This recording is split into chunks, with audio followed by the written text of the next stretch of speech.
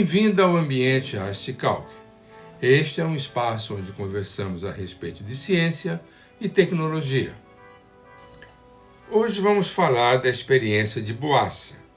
Boas foi um professor de física da Universidade de Toulouse na primeira metade do século XX. O professor Boas foi bastante produtivo. Ele publicou vários livros didáticos com o fim de suprir seus alunos com ensinamentos nos mais diferentes campos da física. Em particular este aqui, em 1934, onde ele apresenta a experiência que vamos ver aqui. Mais tarde, Lacan vai se servir desse esquema de Boas para inserir ao contexto de sua teoria psicanalítica. A experiência é a seguinte: imagine que você entra numa sala escura e você se depara com um vaso com flores. Querendo saber mais, você caminha para a frente e vê flores sem vaso. Percebendo que o que você estava vendo era o reflexo de uma cena que está incompleta. Cadê o vaso?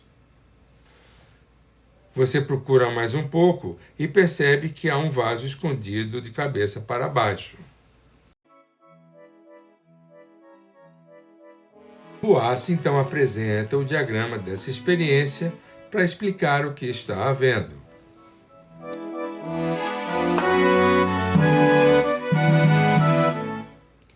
Entendeu? Não?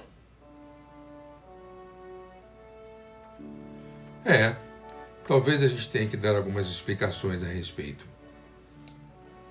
Para começar, o que esse diagrama apresenta é o que se chama de traçado de raios. Então vamos ver o que é um traçado de raios.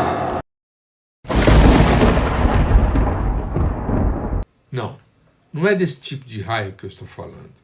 Eu quero me referir a um raiar do dia, raiar da civilização.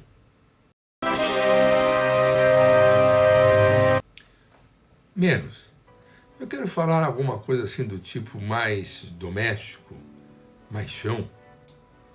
Vamos imaginar um fóton. O fóton está sempre em movimento. E a gente chama a seta, que indica o movimento do fóton, de raio. Todo o caminho do fóton, refletindo-se em anteparos, cruzando meios transparentes, é rastreado pelo raio, de tal forma que todo este caminho é chamado de traçado de raios.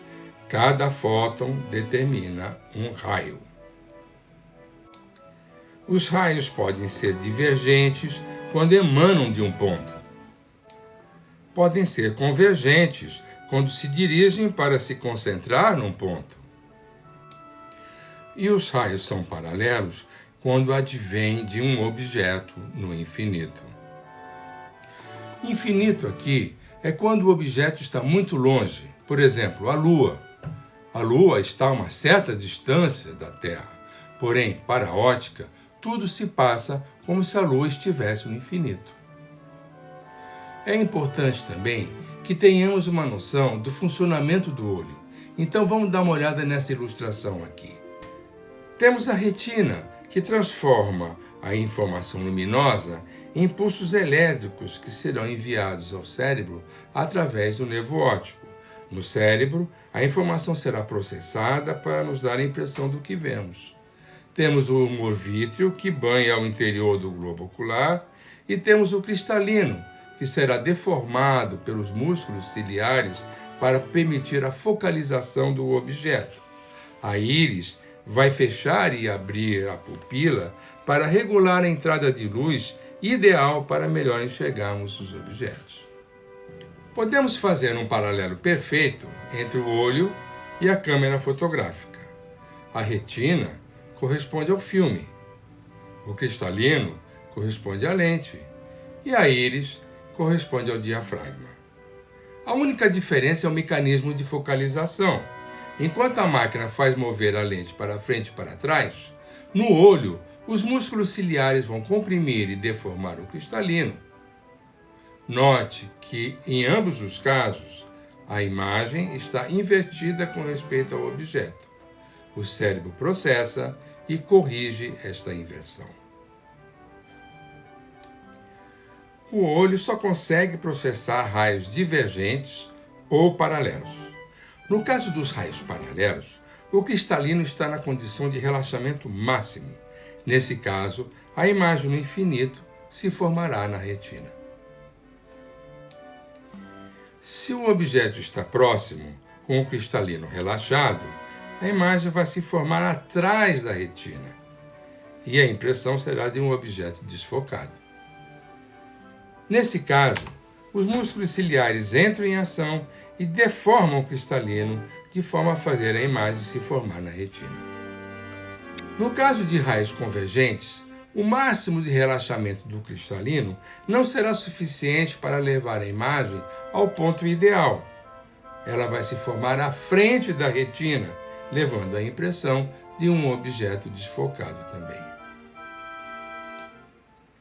É importante salientar que os raios também devem ser coerentes, isto é, os fótons devem emanar da mesma origem de efeito óptico.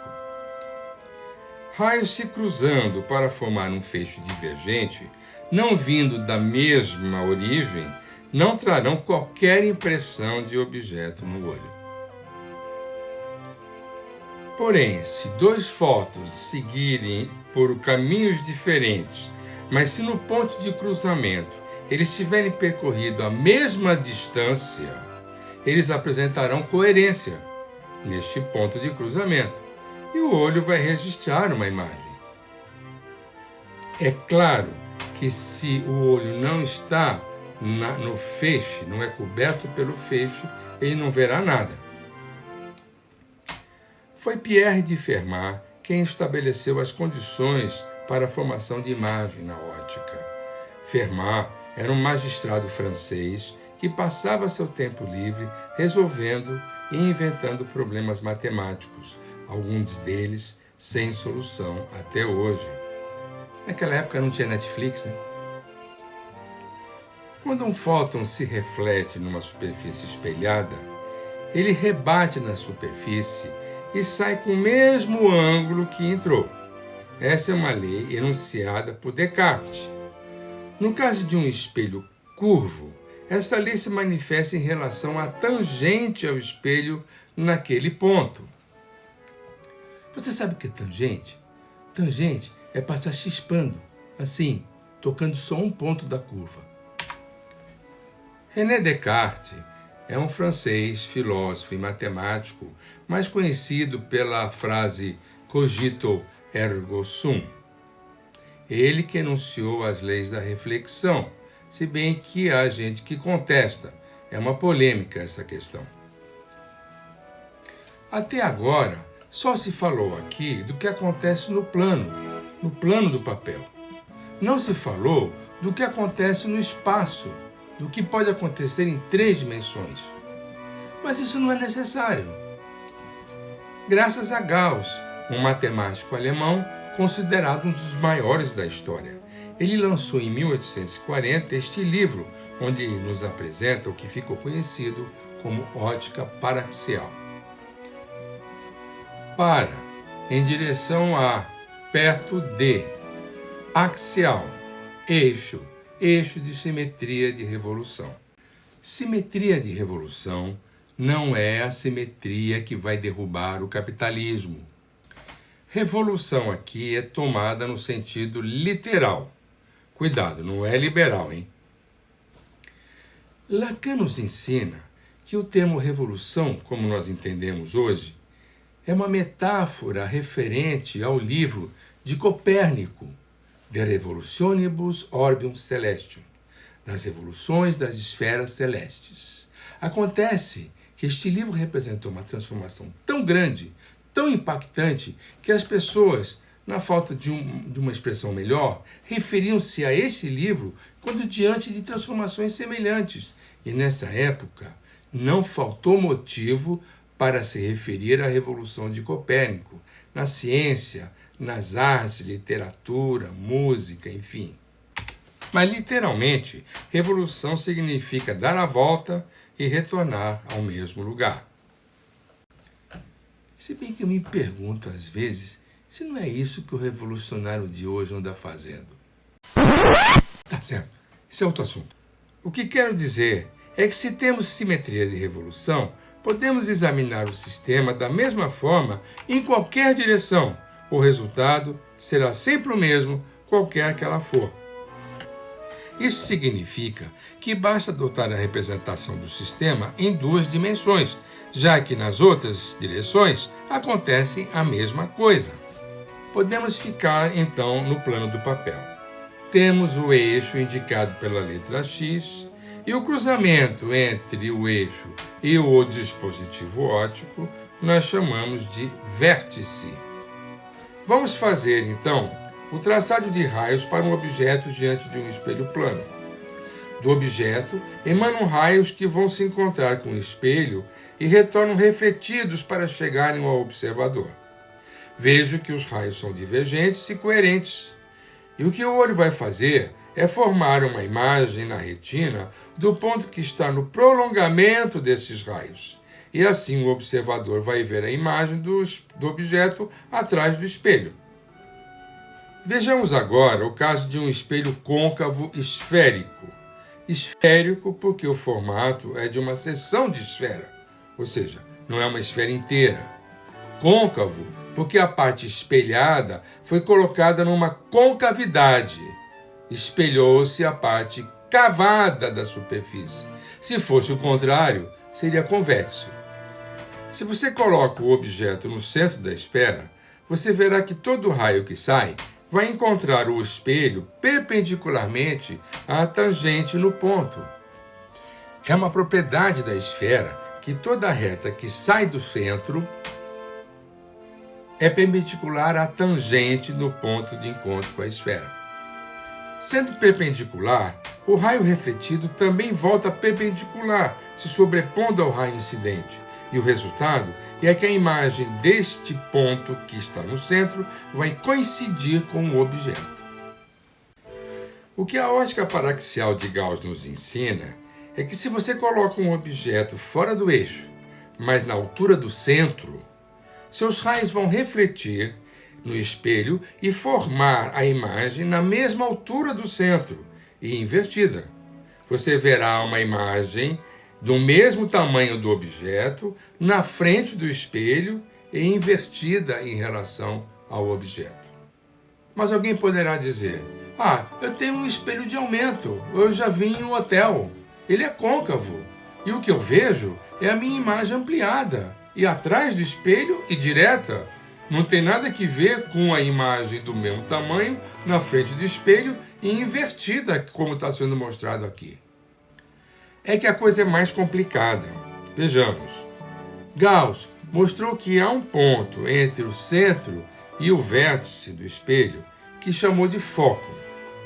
Se você coloca este objeto entre o centro e o foco, você verá uma imagem ainda na frente do espelho, invertida e ampliada. Se você coloca o objeto no foco, fica tudo confuso e, em princípio, você não vê nada. Se você coloca o objeto entre o foco e o vértice, você terá a situação que vi no espelho do hotel ou em casa. A imagem vai ser direta, ampliada e atrás do espelho.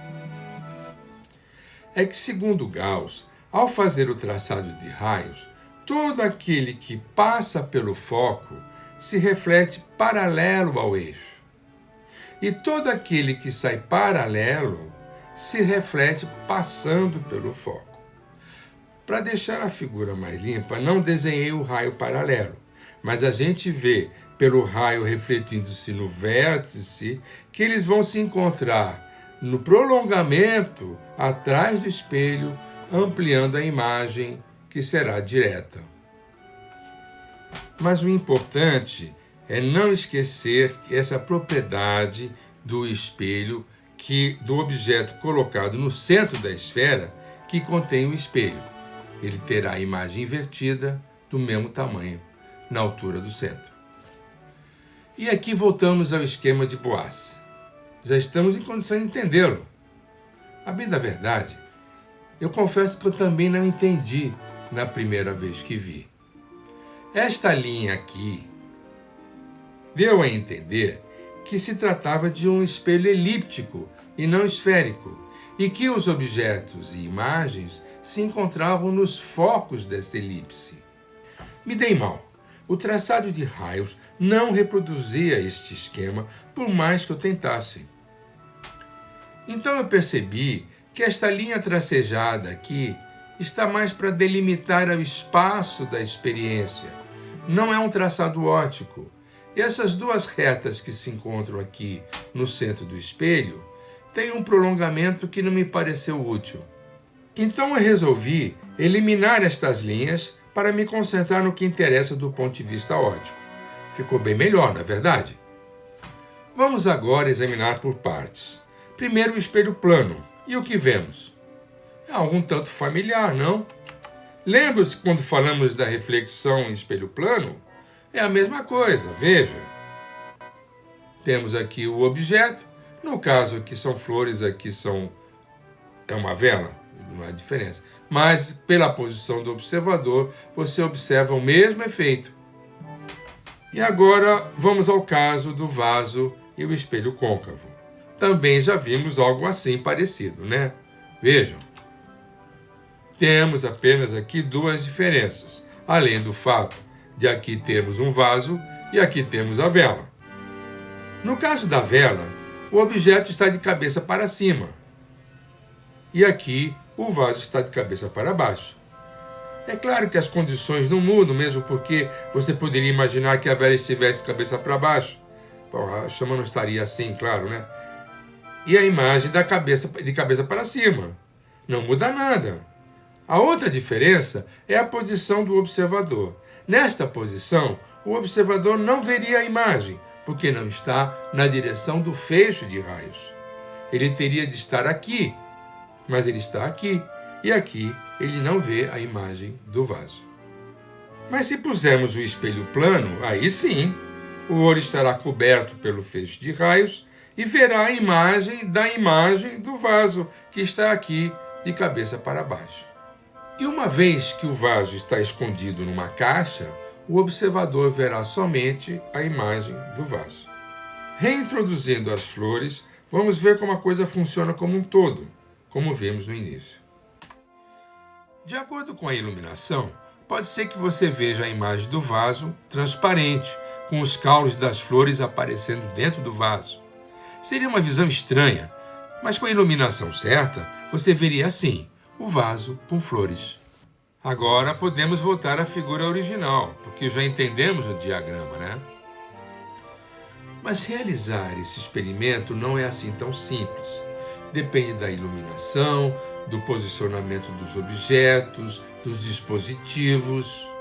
Do contrário, arrisca ocorrerem múltiplas reflexões entre os espelhos e aparecerem imagens fantasmas indesejadas. Como alternativa, eu idealizei um outro experimento que tem praticamente o mesmo objetivo. O material foi cedido pelo meu ex-colega e amigo, Carlos Henrique Veiga, que na época era chefe da divisão de divulgação do Observatório Nacional. A ideia é tomar um espelho côncavo que tem um buraco no meio. A gente vai entender por quê. Colocamos um objeto no foco desse espelho de forma a fazer com que os raios que emanam dele saiam paralelos ao eixo, como Gauss nos ensinou. Em seguida, colocamos um outro espelho côncavo de características semelhantes na frente do primeiro, de forma a fazer com que os raios paralelos que chegam a ele vão se concentrar no vértice do primeiro, onde tem um buraco. O observador verá uma imagem sendo formada neste ponto. Então a gente vê os componentes e vamos montar a experiência. A gente coloca o espelho secundário, coloca o objeto no vértice, o porquinho que veja está voltado para a parede. Aí a gente coloca o espelho primário, aquele com buraco no meio. E então aparece a imagem do objeto se formando no orifício do primário. A imagem é real. Podem ver que o objeto está voltado para a parede. E a imagem está voltada para você. A imagem está invertida. pode parecer que seja um objeto real, mas não é. Então, o que você pode concluir? Como o professor Boas desejava, você conclui que há situações em que você vê um objeto lá onde ele não está. E aqui chegamos ao final dessa aula a respeito da experiência de Boas, que é citada por Lacan em seu seminário.